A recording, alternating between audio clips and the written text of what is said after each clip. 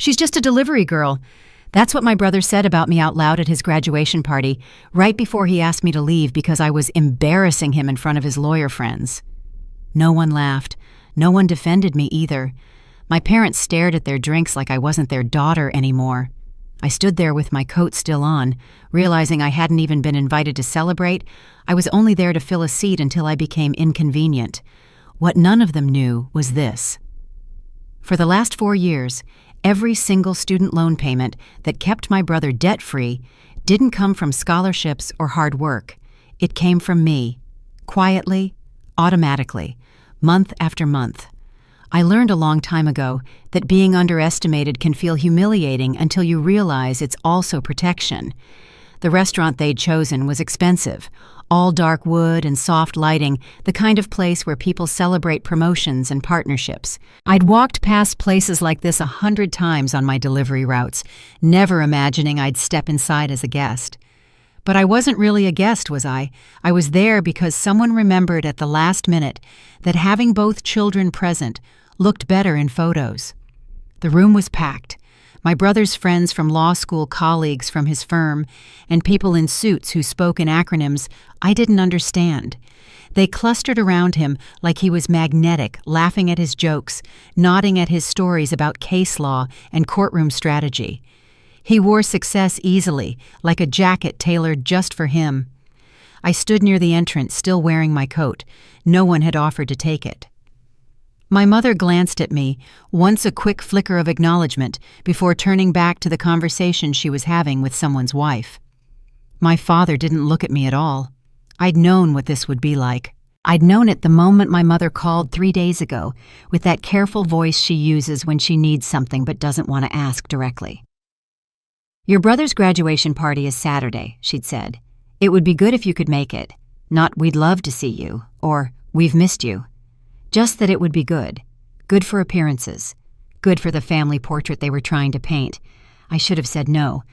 But some part of me, the part that still remembered being 7 years old and believing my family was supposed to love me, wanted to believe that maybe this time would be different. It wasn't. My brother saw me after about 20 minutes. His expression shifted just slightly from confident to annoyed. He excused himself from his group and walked over, champagne glass in hand, smile still fixed in place for anyone watching. "What are you doing here?" he asked, his voice low. "Mom called. She said I should come." He glanced back at his friends, then at me, measuring something. "You couldn't have dressed better." I was wearing the nicest thing I owned. It was a simple dress I'd bought secondhand. It was clean, presentable, and appropriate. But standing in this room full of designer labels and silk ties, I understood what he meant.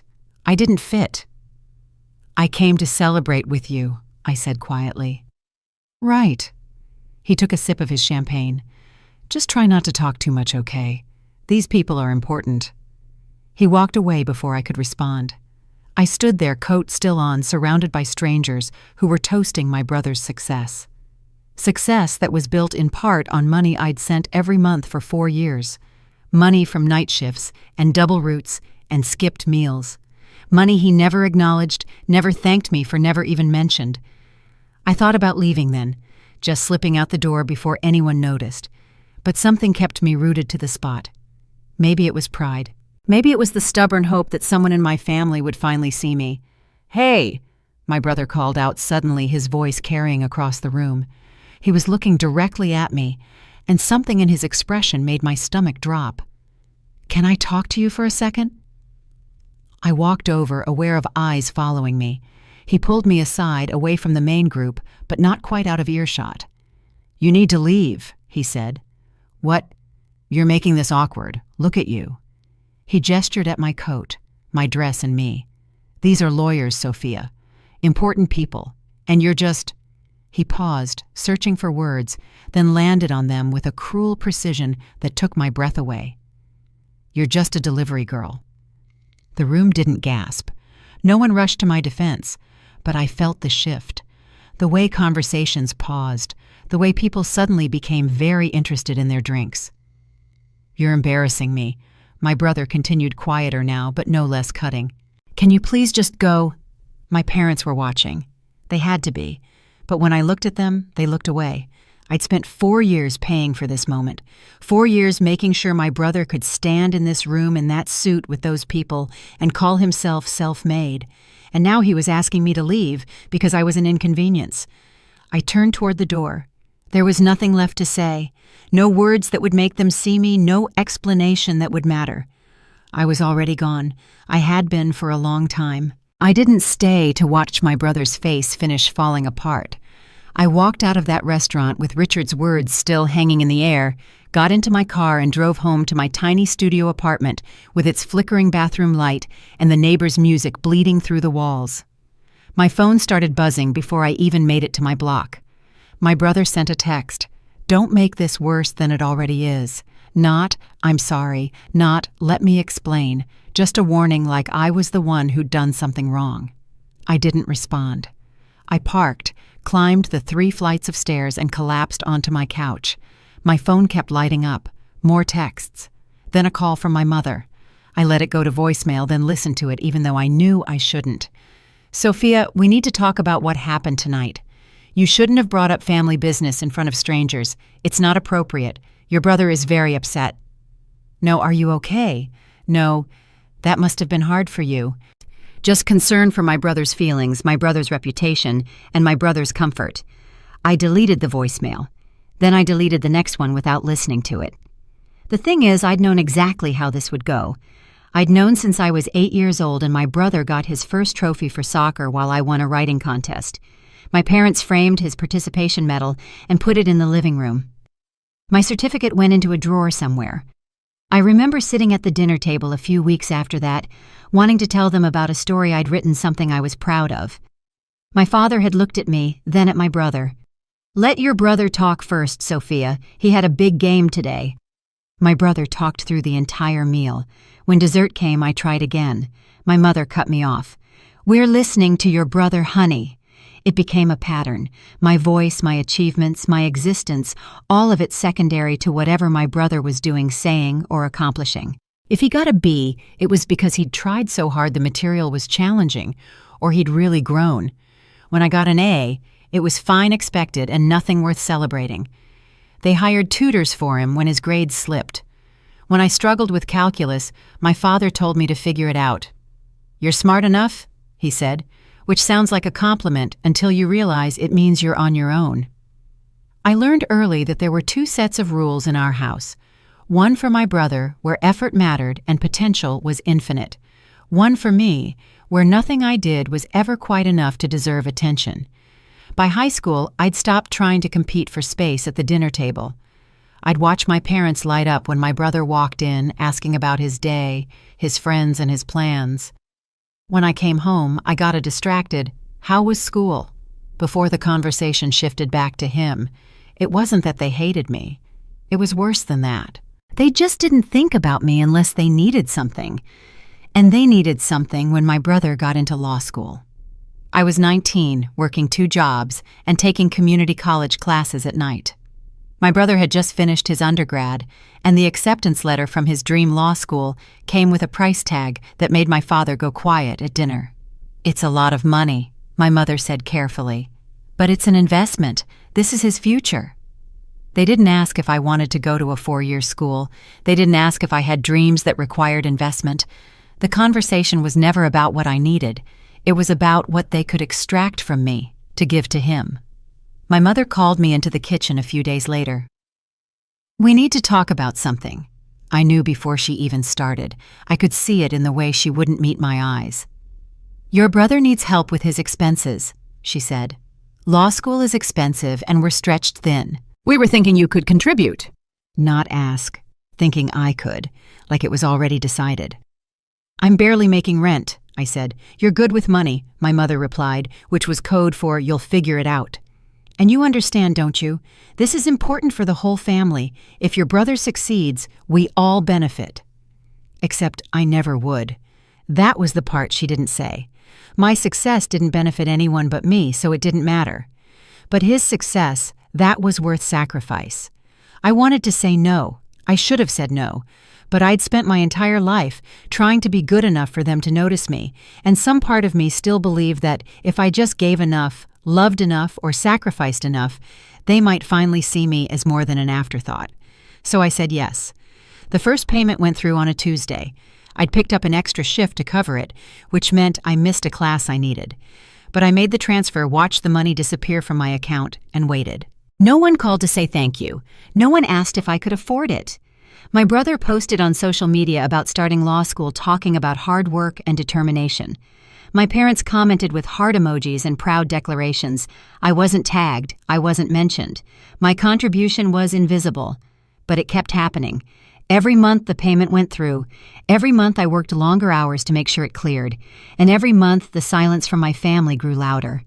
I started keeping track after the first year, not because I planned to ask for the money back, but because I needed proof that I wasn't going crazy, that this was real, and that I had actually done something that mattered. By the second year, my brother was thriving. He joined a prestigious internship, networked with partners at major firms, and posted photos from law school events in tailored suits.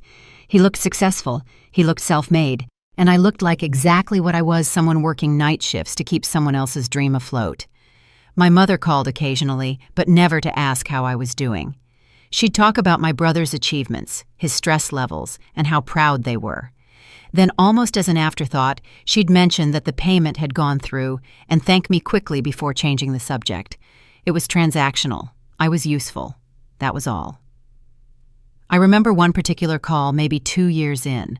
My mother was gushing about my brother's summer associateship at a top firm. "He's really making something of himself," she said. "We always knew he had it in him."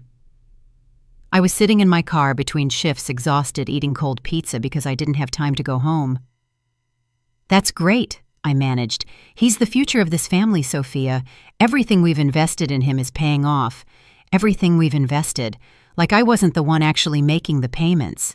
Like my money, my time, and my sacrifices were just part of the collective family effort that somehow only benefited him." I hung up and cried in that parking lot for 20 minutes before my next shift started. That was the moment I realized the truth: I wasn't part of we. I was the resource they extracted from, the backup plan, the one who filled the gaps so the golden boy could shine. And the worst part, I kept paying anyway, because if I stopped, who would? If I didn't hold up my end of this unspoken bargain, would they finally notice me? Or would they just write me off completely the way they already had in every way that mattered? My phone buzzed again. Another text from my brother. "We need to talk about what you said tonight." I stared at the message for a long time. Then I turned my phone face down and closed my eyes. I'd spent my whole life being the girl who stayed quiet, who didn't make waves, and who sacrificed without complaint. The girl who was good enough to use but never good enough to celebrate. And tonight, for the first time, someone had said my name out loud in a room full of people who mattered. It hadn't been my family, but it had been enough to crack something open. I dropped out of college on a Tuesday in March. The decision didn't feel dramatic at the time. It felt inevitable, like watching a glass slide off a table and knowing you won't catch it in time. I'd been taking classes at community college for 2 years, trying to piece together an education between work shifts. But the math wasn't working anymore. Between rent, groceries, my own expenses, and the monthly payment to my brother's student loans, something had to give. Education felt like the most expendable thing on the list. I didn't tell my parents right away. I finished out the week, turned in my last assignments, and withdrew quietly. Then I called my mother on Sunday when I knew she'd be home and relatively calm. "I need to tell you something," I said. "What's wrong?" Her voice sharpened immediately, the way it always did when I disrupted the routine. "I'm leaving school. I can't afford to keep going." Silence. Then, "You're dropping out." "I'm withdrawing." I corrected, though the distinction felt meaningless. "I need to work more hours, and I can't do both." "Sophia," my mother's voice went flat, disappointed. "Do you understand what this looks like? Not, 'Are you okay?' Not, 'What can we do to help?' Just concern about appearances." "It looks like I can't afford college," I said. "It looks like you're giving up." She paused. "Your brother is in law school, Sophia. He's under incredible pressure and he's managing. Why can't you—" "Because I'm the one paying for his law school," I didn't say. "Because I'm working 50-hour weeks so he doesn't have to. Because you've never once asked me how I'm managing. I'm not giving up," I said quietly. "I'm making a choice. A bad one. My mother sighed that particular sigh that meant I'd disappointed her again. Your father and I raised you to finish what you start. I know. What are you going to do instead? Work retail forever? I do delivery and logistics, I said, and yes, for now. Another silence, heavier this time. When my mother spoke again, her voice had shifted into something colder. We'll need to talk about this as a family. She hung up before I could respond. The family meeting happened 3 days later. I drove to their house after my shift, still wearing my work clothes, smelling faintly of exhaust and sweat. My brother was already there, sitting at the kitchen table in business casual, looking polished and put together. My parents sat across from him. There wasn't a seat saved for me. I pulled one out myself. So, my father started folding his hands on the table. Your mother tells me you're quitting school. I withdrew, I said again, but he talked over me. Do you understand how this reflects on us? We've always prioritized education in this family. For some of us, I muttered. What was that? I looked at my brother, who was staring at his phone, pretending this didn't involve him. Nothing. My mother leaned forward. Sophia dropping out of college is a serious decision. It limits your options. People will judge you for it. People already judge me, I said. Not like this. My father shook his head. Your brother is excelling. He's making something of himself, and now you're going to be what, a college dropout working a low-wage job. The label landed like a slap. College dropout. I could already hear how they'd introduce me to relatives, to friends, or to anyone who asked. Not our daughter Sophia, but our daughter who dropped out. The embarrassment. The footnote. I don't have a choice, I said, trying to keep my voice steady. I can't afford it. You made choices that led to this, my father replied. Poor financial planning. That's on you. I almost laughed. Poor financial planning. As if they didn't know exactly where my money was going. As if the automatic transfer to my brother's loan servicer wasn't visible in my bank account every single month. But they weren't going to acknowledge it. That would mean admitting they'd asked me to sacrifice my own future for his. We won't be able to help you financially, my mother added. You're an adult. You made this decision, so you'll have to live with the consequences. I know, I said. And you'll need to figure out your own living situation, my father continued. We can't keep supporting someone who isn't willing to invest in themselves. Supporting. They hadn't supported me in years, but the message was clear. I was being cut off. Not that there was much to cut. They hadn't paid my rent or my groceries. They hadn't helped with tuition. But the symbolic severance felt deliberate, like they needed to make sure I understood my place. My brother finally looked up from his phone. You're really doing this? He asked, and for a second I thought he might say something helpful. Then he continued, You know how this makes us look, right? Us, not you. He was worried about his own reputation, about being associated with a dropout sister. I'm doing what I have to do, I said. He shook his head and went back to his phone. The meeting ended shortly after that. My parents made it clear they were disappointed that I'd let the family down, and that this was my problem to solve. No one asked if I needed help. No one offered an alternative. They just labeled me, judged me, and moved on. I left without saying goodbye. A week later, I moved out of the apartment I'd been sharing with a roommate and into a cheaper studio across town. It was smaller, older, and louder.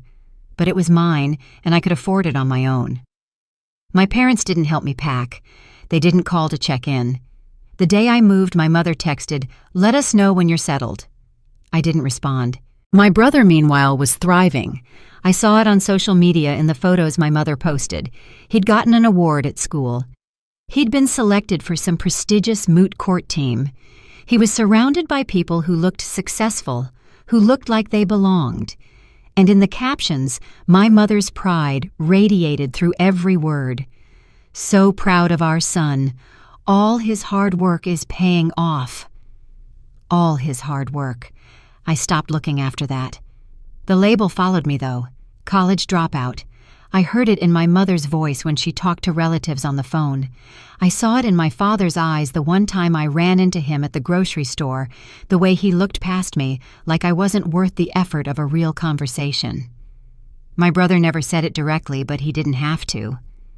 The way he stopped mentioning me to his friends, the way he'd skim over questions about his family, the way he introduced our parents but never me. It all said the same thing. I was embarrassed. The one who didn't make it. The cautionary tale. And while they erased me from their narrative, I kept making the payments. Every month, like clockwork, money left my account and went toward my brother's loans. Nobody thanked me. Nobody acknowledged it. It had become invisible, expected, and automatic. I was invisible, but I was still holding them up. The irony wasn't lost on me.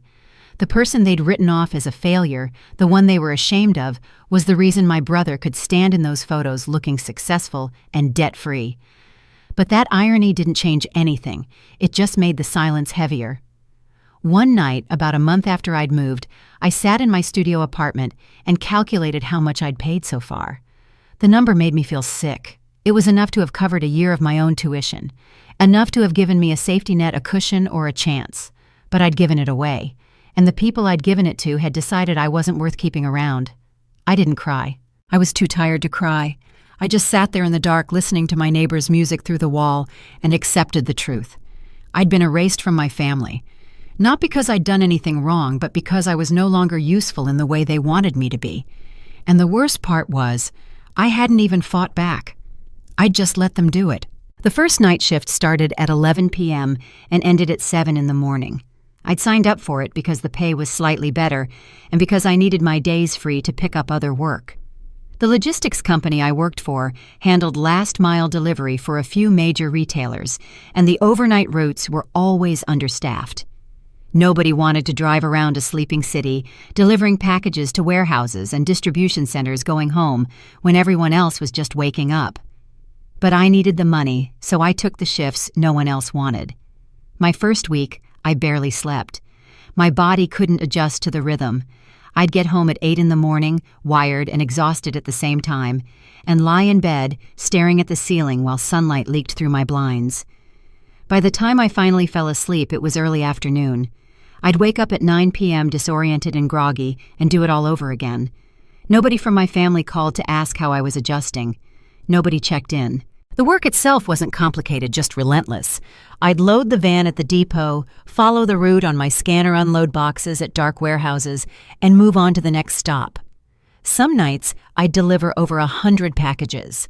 My back ached. My hands got cut from broken boxes and rough cardboard edges. I learned to keep bandages and ibuprofen in the glove compartment. It wasn't the kind of job you told people about with pride. It wasn't a career. It was survival, but it paid the bills. And every month when the automatic transfer went through to my brother's loan servicer, I knew I'd made enough to cover it. I'd been doing the overnight shifts for about 3 months when my mother called. It was a Tuesday afternoon and I'd just woken up. My phone buzzed and I answered without thinking. "Sophia, hi." Her voice was clipped and efficient. "Do you have a minute?" "Sure," I said, still half asleep. "I wanted to talk to you about your brother." Of course she did. It was never about me. "He's under a lot of financial stress right now," my mother continued. "Law school is expensive, and even with the loans, there are so many other costs. Books, living expenses, and networking events. It's adding up." I waited, knowing where this was going. "Your father and I are doing what we can, but it's a lot. We were hoping you could help out a little more." A little more, as if I wasn't already paying a chunk of his loans every single month, as if my contributions were small, inconsequential, and barely worth mentioning. "I'm already helping," I said carefully. "I know, and we appreciate it, but maybe you could pick up a few more shifts just until he gets through this semester." Pick up more shifts. I was already working 50 hours a week, sleeping in fragments and barely keeping myself together. "I don't know if I can," I said. My mother's voice cooled. "It's just temporary, Sophia. Your brother is building a future. This is important. And what I'm doing isn't—" Silence. Then, "That's not what I said." But it was what she meant. My work didn't matter because it wasn't prestigious. My exhaustion didn't count because it wasn't in service of something respectable. I was disposable in a way my brother never would be. "I'll see what I can do," I said, just to end the conversation. "Thank you," my mother said, and hung up without asking how I was, how my week had been, or if I was okay. I sat on the edge of my bed, staring at my phone, and felt something harden inside me. That night, I logged into my bank account and set up the automatic transfer. Not because my mother had asked, but because I knew if I didn't, no one else would. My brother's loans would go into default. My parents would panic, and somehow it would become my fault. So I set it up. Monthly, consistent, quiet. The first payment went through without acknowledgement. So did the second. And the third. After a while, I stopped expecting anything. The money left my account like rent, like utilities, or like any other bill I couldn't avoid. It became part of the background noise of my life. But I started keeping records, screenshots of confirmations, emails from the loan servicer, dates and amounts. I saved everything in a folder on my phone, not because I had a plan, but because I needed proof that this was real, that I wasn't imagining the weight of it. 6 months into the payments, I ran into a cousin at the grocery store. She lit up when she saw me, gave me a hug, and asked how I was doing. Good, I lied. Busy. I saw your brother's doing amazing, she said. Law school, right? Your parents must be so proud. Yeah, I said. He's working really hard. It's so impressive that he's managing it all on his own, she continued. Your mom was telling everyone at Thanksgiving how independent he is, how he's taking care of everything himself. I felt my chest tighten. On his own. Taking care of everything himself. That's great, I managed. She kept talking, but I wasn't really listening anymore. I finished the conversation, paid for my groceries, and left. In the car, I pulled up my bank account and stared at the latest transfer. $500. Gone. Like it had never existed. And my brother was out there telling people he'd done it all on his own. I wanted to be angry. I wanted to call my parents, and demand acknowledgement. But what would that accomplish? They'd already decided the narrative. My brother was self-made, hardworking, and independent, and I was just the dropout sister who couldn't get her life together. The truth didn't fit their story, so they'd simply left it out. I went home, took a shower, and got ready for my overnight shift. The months blurred together after that. Work, sleep, work, sleep. The payments kept going out. My brother kept succeeding. My parents kept being proud. And I kept disappearing.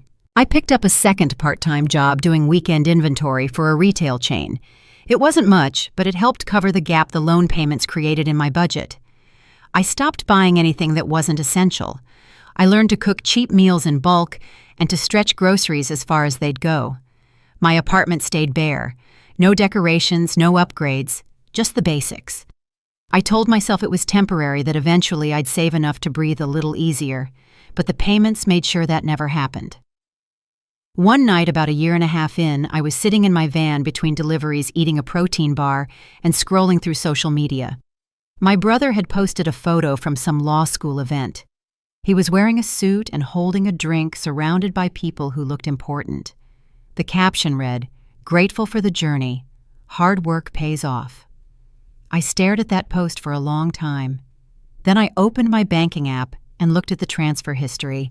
18 months of payments. 18 months of my hard work paying off for him. I didn't comment. I didn't like the post. I just closed the app and finished my route. The thing about being used is that it happens slowly. You don't notice it at first because the requests seem reasonable. Just a little help. Just this once. Just until things get easier. But things never get easier. The asks just get bigger, and the acknowledgement gets smaller until you're giving everything and getting nothing, and somehow you've convinced yourself that this is just how it works. That's where I was. Giving everything, getting nothing. And the worst part was, I'd done it to myself. I'd said yes when I should have said no. I'd kept paying when I should have stopped. But stopping felt impossible. Because if I did, I'd be the bad guy, the selfish sister who abandoned her family, and I'd spent my whole life trying not to be that. So I kept going. I kept working. Keep paying. And my brother kept pretending he'd done it all alone. The first time I heard my brother's revised origin story, I was delivering a package to an office building downtown. I just dropped off a box at reception when I overheard a conversation in the lobby. 2 men in suits were talking about some networking event. "That kid from Morrison and Hale," one of them said. "The one who clerked last summer, totally self-made, put himself through law school." I didn't catch the name at first, But then the other man said, "Yeah, impressive. His parents didn't help at all. He worked his way through and kept his debt minimal. That kind of discipline is rare." I stopped walking. "What's his name again?" the first man asked. And that's when I heard it. My brother's name. I stood there in that lobby holding my scanner, wearing my company vest with my name badge clipped to it, and listened to two strangers praise my brother for doing something I'd actually done. I left before I could hear more. I got back in my van, sat in the driver's seat, and tried to breathe through the tightness in my chest. Self-made, minimal debt, worked his way through. All of it was a lie, not a dramatic intentional lie, just an omission. A convenient editing of the truth that made him look better, made his story more impressive, and made him the kind of person law firms wanted to hire, and no one was correcting it. I drove to my next stop and tried to focus on work, but the words kept circling in my head. Self-made, self-made, self-made. I wasn't surprised exactly. I'd known my family wasn't talking about my contributions, but hearing it repackaged as my brother's personal triumph felt different. It wasn't just silence anymore.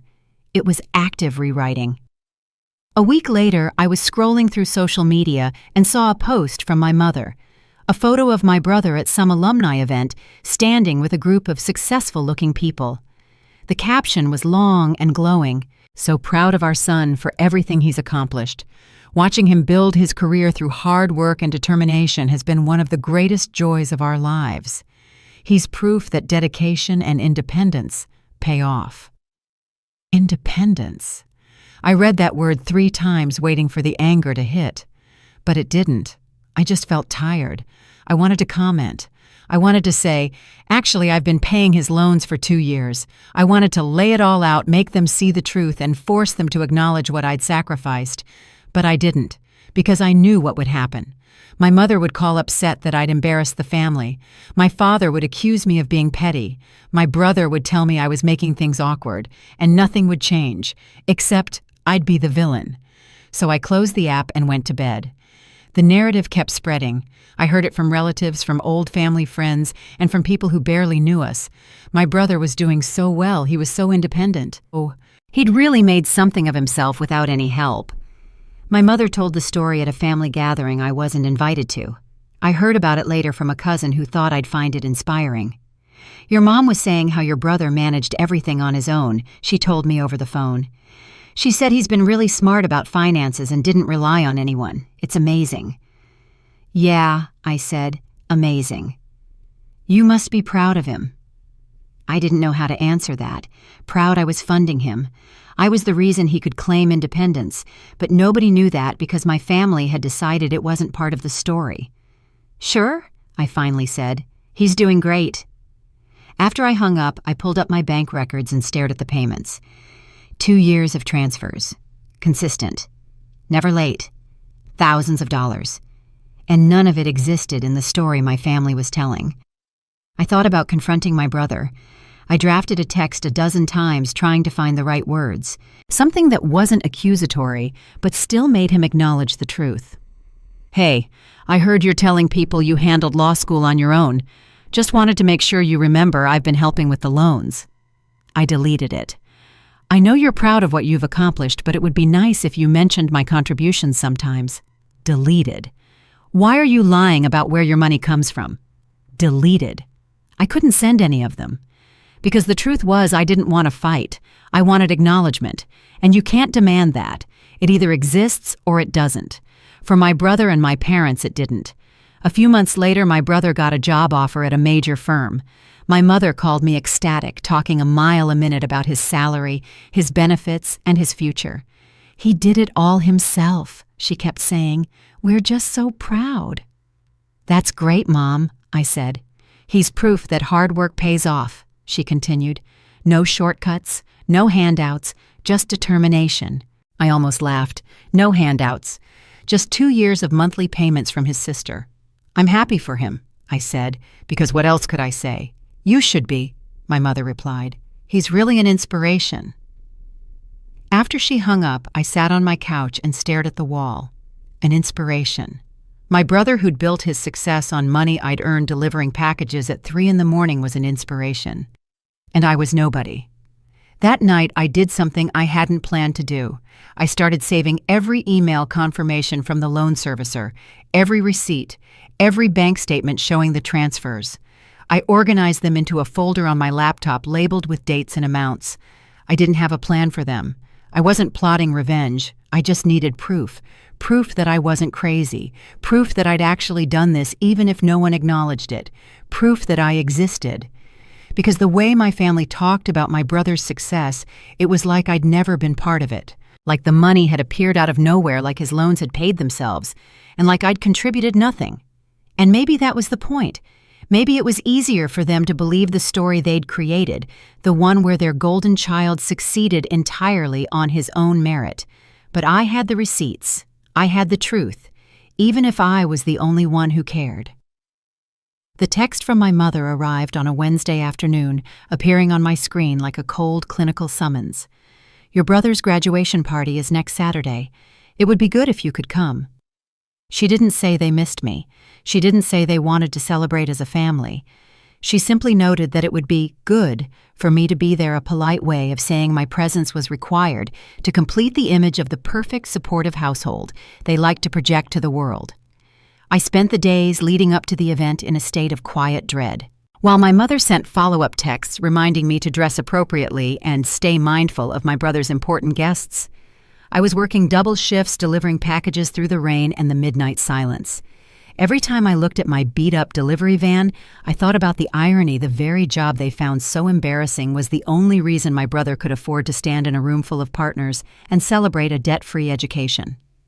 By the time Saturday arrived, I was exhausted. I stared at my reflection in the cracked mirror of my studio apartment, adjusting the simple dark dress I had bought for a job interview years ago. I looked like what I was, a girl who worked too much and slept too little.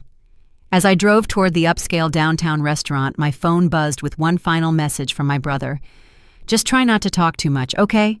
These people are important. Don't make this weird. I pulled into the valet, handed over my keys, and stood before the heavy dark wood doors.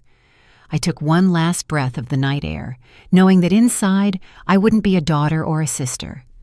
I would be an uninvited guest at a feast I had paid for. I pushed the doors open and stepped into the hum of a life I was never meant to share. The hum of the expensive restaurant had begun to feel like static in my ears. I had spent the last hour trying to remain as small as possible, tucked away in the shadows of the private room, just as my mother had instructed. From my vantage point, near the heavy velvet curtains, I watched the family I had funded play their roles with practiced ease. My father's hand never left my brother's shoulder. My mother's smile never faltered as she introduced the self-made lawyer to his future colleagues. I checked my phone, the screen glowing with a text my brother had sent just minutes prior. Try not to embarrass me. The irony was a bitter pill to swallow. I was the one who had skipped meals to ensure his tuition was paid. I was the one who worked double shifts in the rain so he could wear that tailored suit. Yet here I was being treated like a stain on a white carpet. I decided I had reached my limit.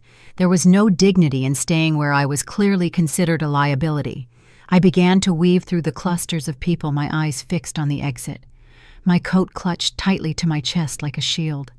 I was almost free when his voice, sharp, cold, and loud enough to draw a radius of silence, stopped me cold. Sophia. I turned. My brother stood there, flanked by a group of partners from his new firm. He didn't look like a brother. He looked like a landlord dealing with an unwanted tenant. "Leaving already?" he asked. The smile he wore for the crowd was gone, replaced by a look of sheer annoyance. "I have work in the morning," I said, my voice barely a whisper. He stepped closer, his voice dropping but losing none of its edge. "Good. You've spent the whole night looking out of place. It's awkward for everyone."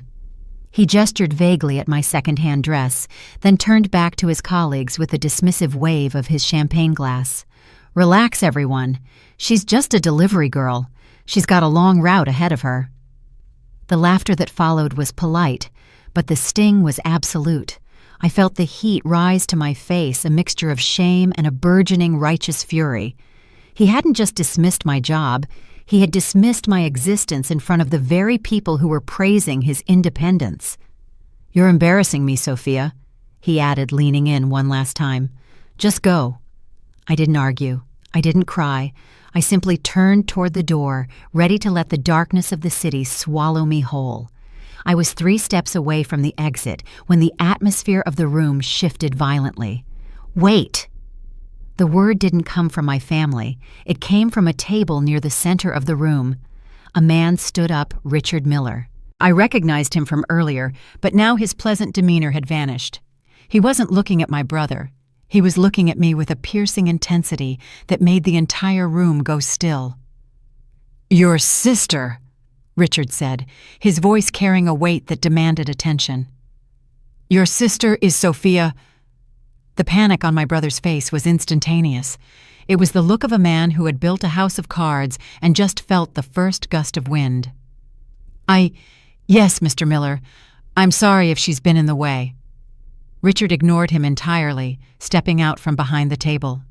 "Sophia," he repeated, his gaze locked on mine. "The one who's been handling the payments."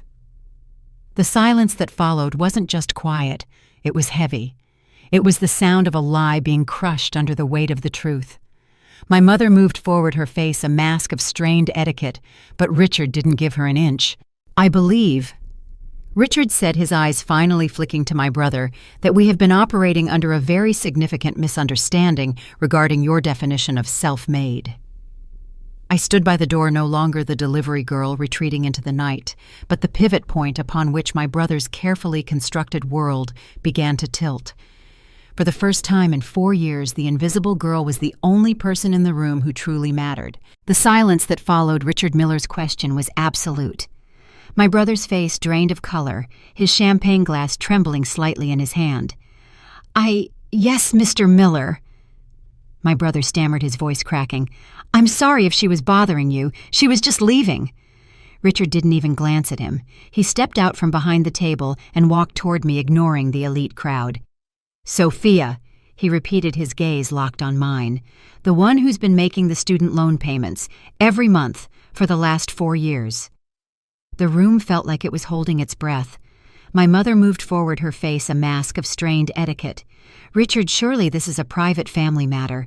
There must be some confusion." "There is a great deal of confusion, but not on my part," Richard replied, his tone final.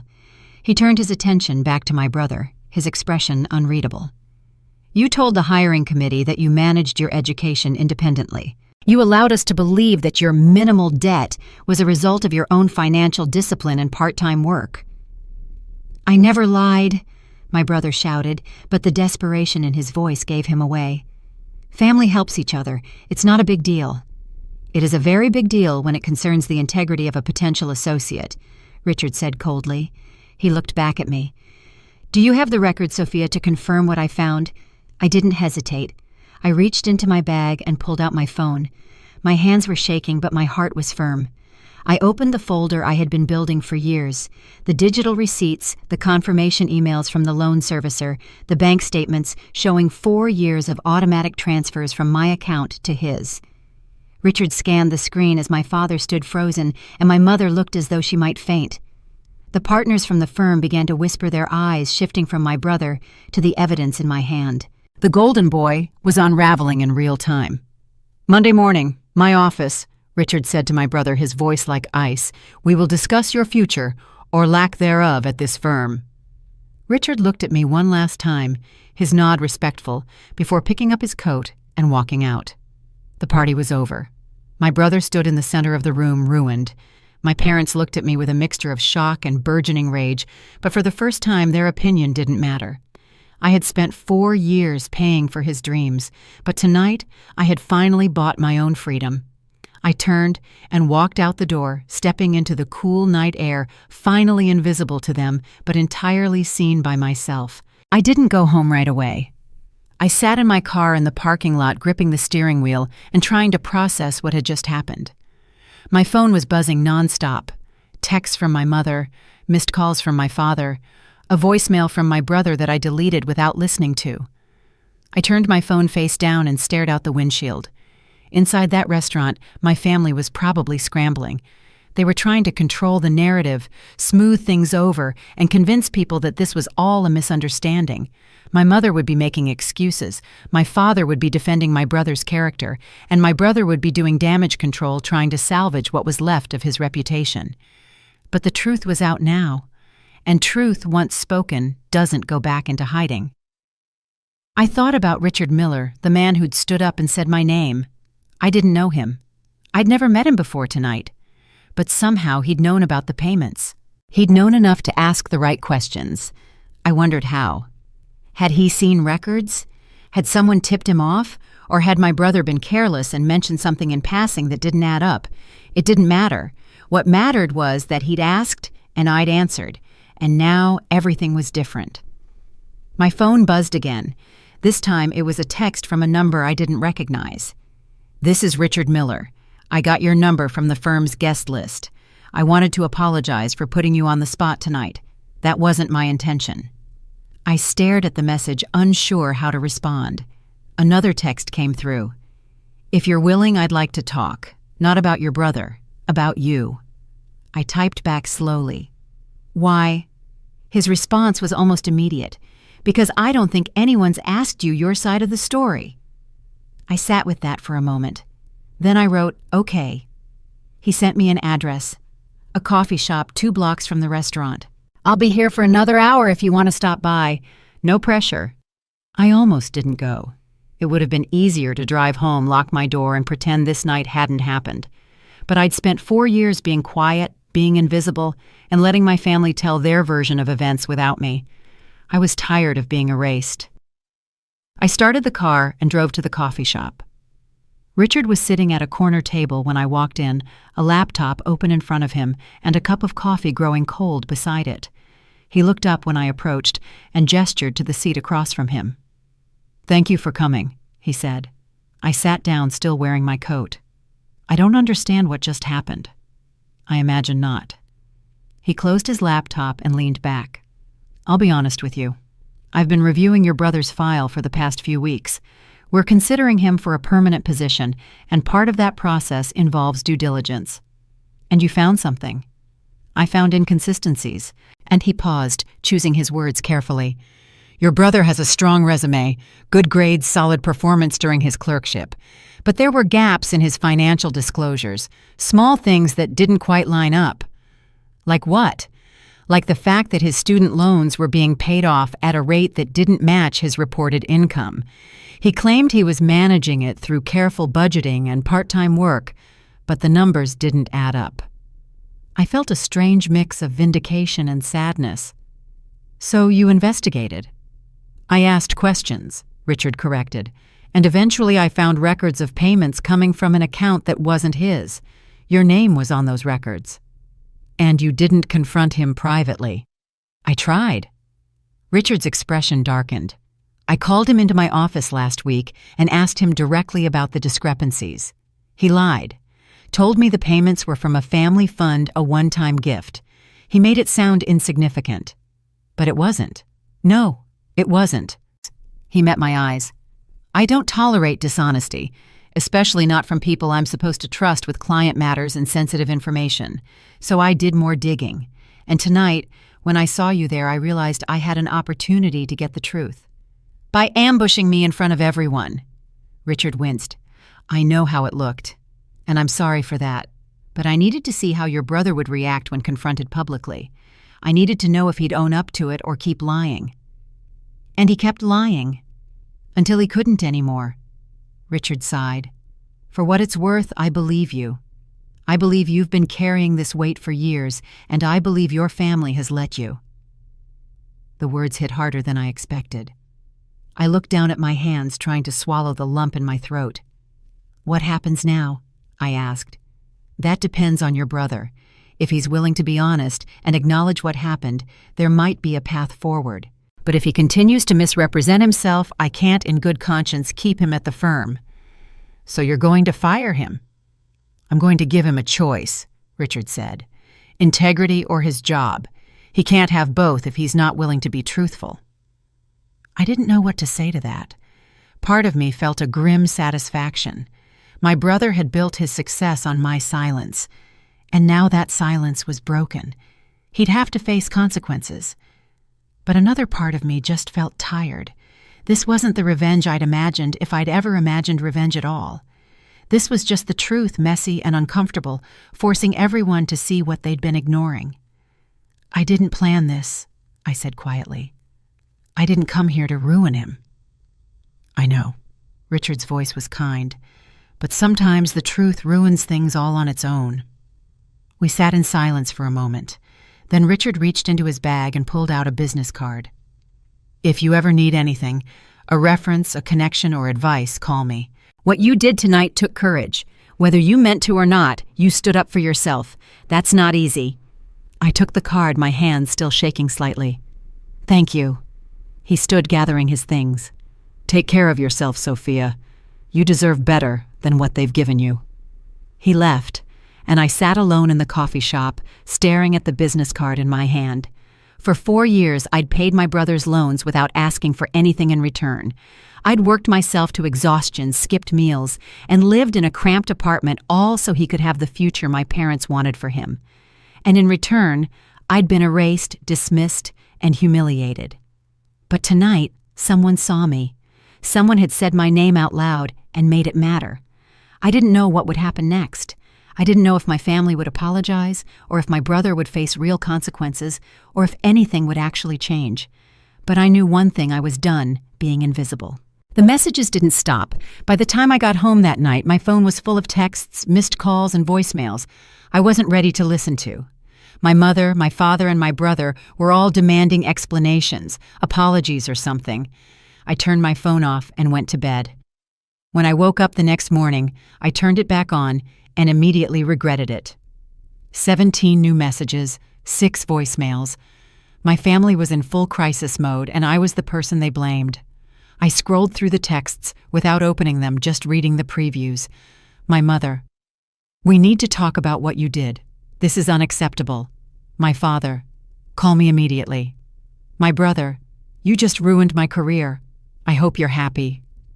I deleted the notifications and put my phone on silent. I didn't owe them a response. Not yet. Maybe not ever. Over the next few days, I heard things through indirect channels. A cousin texted to ask if I was okay, mentioning she'd heard there was drama at my brother's party. A former coworker who knew my family sent a vague message checking in. I didn't give details, I just said I was fine. But I wasn't sure if that was true. What I'd done, or what had been done, because I still wasn't sure how much of it was my choice, had consequences I hadn't fully anticipated. My brother's reputation was damaged. My parents were furious. And I was suddenly the villain in a story I'd never wanted to be part of. But there were other consequences too. Quieter ones. I started noticing things in the days after the party. Small shifts. A message from someone I used to know in high school saying they'd always thought I was underestimated. A former professor from community college reaching out to ask how I was doing, mentioning she'd heard I was navigating something difficult. People were talking, and for once, they weren't talking about how successful my brother was. They were talking about me. It felt strange and even uncomfortable. I'd spent so long being invisible that being seen felt exposing, like I'd lost some protective layer I didn't know I needed. But it also felt like relief. A week after the party, I got a call from Richard Miller. "I wanted to update you," he said. "Your brother and I had our meeting. And he admitted to the payments. Eventually, after a lot of deflection." Richard's tone was measured and professional. "He's been placed on probationary status. If he demonstrates honesty and accountability moving forward, he can keep his position. But he's no longer being considered for partnership track."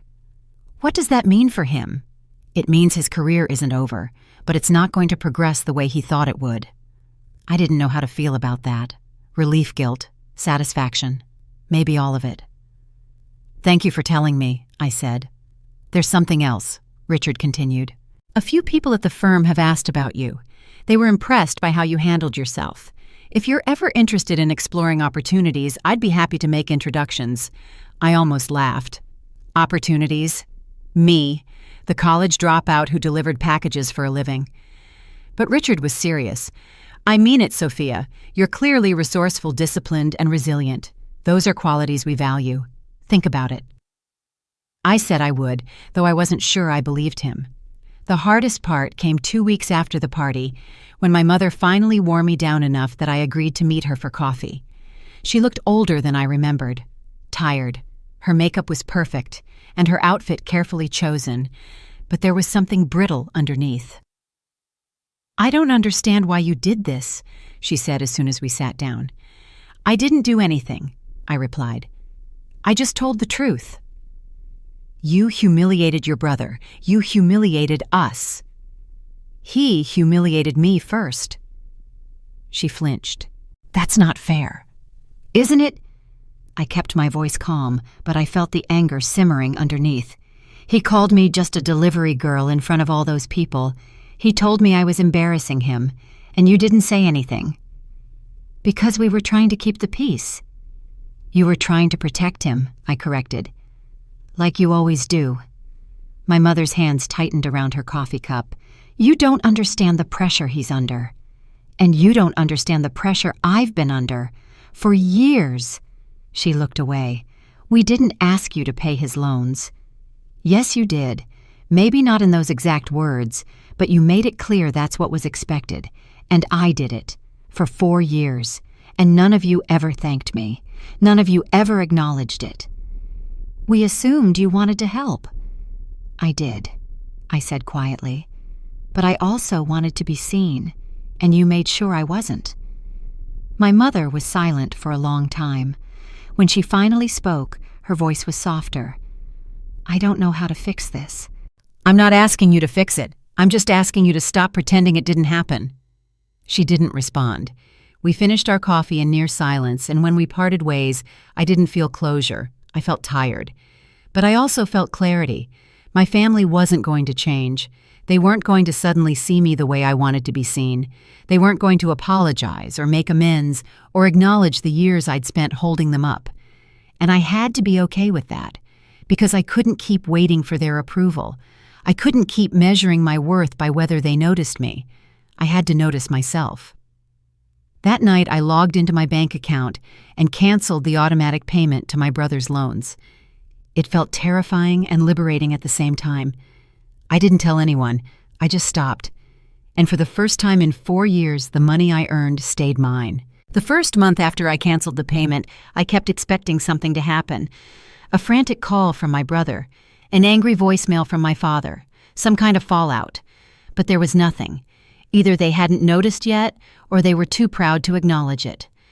I used the extra money to pay off a credit card I'd been carrying for 2 years. It felt strange having that balance disappear, like I'd been so used to being in debt and stretching every dollar that financial stability felt foreign.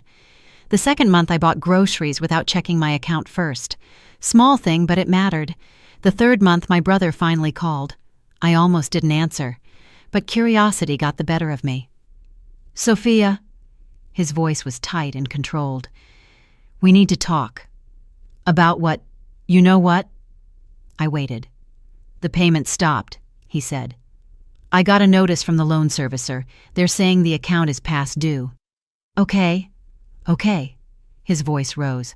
"That's all you have to say. What do you want me to say?" "I want you to explain why you suddenly decided to stop helping." "I didn't decide suddenly. I decided weeks ago. I just didn't announce it." "This is going to destroy my credit, Sophia. I can't afford these payments on my own."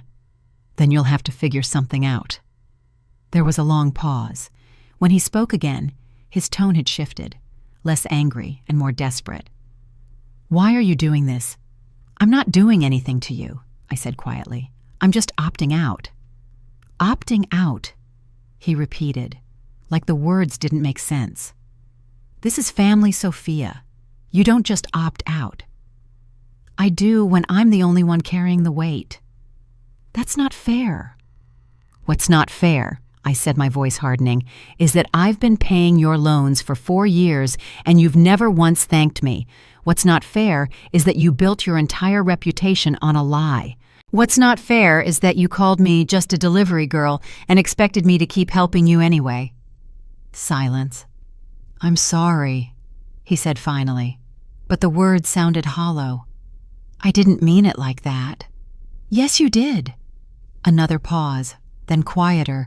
What do you want me to do? I want you to take responsibility for your own life. I can't afford this. Then talk to Mom and Dad, or get a second job, or refinance. I don't know, and honestly, it's not my problem anymore. Sophia. I hung up. My hands were shaking and my heart was pounding, but I didn't feel guilty. I felt free. 2 days later, my parents called. Both of them were on speakerphone, which told me they'd coordinated this conversation. Sophia. My mother began, her voice careful. Your brother told us about the payments. Okay. We think you're being unreasonable, my father said. This is a family matter. It should have been discussed. It was never discussed when you expected me to pay, I pointed out. It just became my responsibility. Because we needed help, my mother said, and you were in a position to provide it. I was in a position to survive, barely, and I gave you what I could, but I'm done now. You're punishing your brother, my father said. I'm not punishing anyone. I'm setting a boundary. By abandoning your family, the word stung, but I didn't let it show. I didn't abandon you. You abandoned me, years ago, when you decided I didn't matter as much as he did. My mother's voice wavered. That's not true. It is true. You just don't want to see it. There was a long, uncomfortable silence. Finally, my father spoke. If you're not going to help, then we're done here. Okay, I said. Okay. My mother sounded shocked. That's it, you're just going to walk away. I already walked away. You just didn't notice. I hung up before they could respond. After that, the calls stopped. I waited for the guilt to hit the doubt or the voice in my head telling me I'd made a mistake, that I should have kept helping and that family was supposed to come first. But it didn't come. Instead, I felt lighter, like I'd been carrying something heavy for so long that I'd forgotten what it felt like to stand up straight. I didn't hate my family. I didn't wish them harm. I just didn't want to be used anymore, and that was enough. A month later, I ran into Richard Miller again purely by accident. He was leaving the same coffee shop I'd just entered, and we nearly collided in the doorway. Sophia, he said, surprised. How are you? Good, I said and meant it. I'm glad to hear that. He hesitated, then added, I heard the payment stopped. How did you? Your brother mentioned it, during a performance review. Richard's expression was carefully neutral. He's struggling. I know. And you're okay with that. I'm okay with not being responsible for it anymore. Richard smiled slightly. Good. That's healthy. We talked for a few more minutes, and before we parted ways, he reminded me about his offer to make introductions. Think about it, he said. You have more potential than you realize. I told him I would. That night, I sat in my apartment and looked around. It was still small, still bare, and still nothing impressive. But it was mine. For the first time in years, I wasn't paying for someone else's dream. I wasn't sacrificing my own stability to prop up someone who didn't appreciate it. I was just living. For me. And that felt like enough. 3 months after I stopped making the payments, I got a text from my brother. It was short. Just one line, I'm sorry. I stared at it for a long time, waiting to feel something. Vindication, maybe. Or relief. But all I felt was tired. I didn't respond. A week later, my mother called. I let it go to voicemail, then listened to the message later that night. Her voice was quieter than usual and less certain. Sophia, I know we haven't talked in a while. I just wanted to see how you're doing. Call me back if you want. I didn't. Not because I was angry or because I wanted to punish her, but because I didn't owe her access to my life anymore. I'd spent years making myself small so they could feel big. I'd worked myself to exhaustion so my brother could succeed. I'd swallowed every dismissal, every insult, and every moment of being overlooked because I thought that's what family meant. But I was done shrinking. The months that followed were quieter than I expected. I worked my shifts, paid my bills, and started saving money for the first time in years. I didn't have a grand plan or a clear destination. I was just moving forward one small step at a time. I treated myself to things I'd denied myself for years. A new pair of shoes that weren't falling apart, a dinner at a restaurant I'd always wanted to try, or a Saturday afternoon spent doing nothing guilt-free. They were small victories, but they mattered. I heard updates about my family through the periphery. My brother was still at the firm, still on probationary status, and still dealing with the consequences of his choices. My parents had quietly stopped posting about him on social media. The narrative they'd worked so hard to build had crumbled, and they didn't know how to replace it. I didn't take pleasure in their struggle, but I didn't feel responsible for fixing it either. One evening, about 6 months after everything had happened, I was sitting in my apartment when my phone rang. Unknown number. I almost didn't answer, but something made me pick up. Sophia. The voice was familiar, but I couldn't place it immediately. Yes. It's Richard Miller. I hope I'm not bothering you. No, it's fine. What's up? I wanted to follow up on our conversation from a few months ago about opportunities. I'd almost forgotten about that. Okay. We have an opening in our operations department. It's entry level, but it's a foot in the door. I thought of you.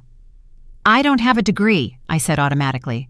I know, but you have experience, discipline, and a work ethic that's hard to find. If you're interested, I can set up an interview. I hesitated. Part of me wanted to say no to stay in the familiar territory of my delivery job and avoid the risk of trying something new and failing. But another part of me, stronger now, wanted to see what I was capable of when I wasn't carrying someone else's weight. Yes, I said. I'm interested. The interview happened 2 weeks later. I was nervous and underprepared, certain I'd be out of my depth, but I wasn't. The hiring manager asked about my experience, my work ethic, and my ability to handle pressure. I told the truth. I talked about the logistics job, the overnight shifts, and the discipline it took to manage multiple responsibilities. I didn't mention my family. I didn't mention the loans. That story wasn't relevant anymore. I got the job. It wasn't glamorous, and it wasn't a huge salary, but it was stable, and it came with benefits, and it felt like a step forward instead of just treading water. I started a month later. On my first day, I walked into the office building and felt a strange sense of surrealism. A year ago, I'd been delivering packages to places like this, invisible in my uniform and unnoticed by the people who worked inside. Now, I was one of them.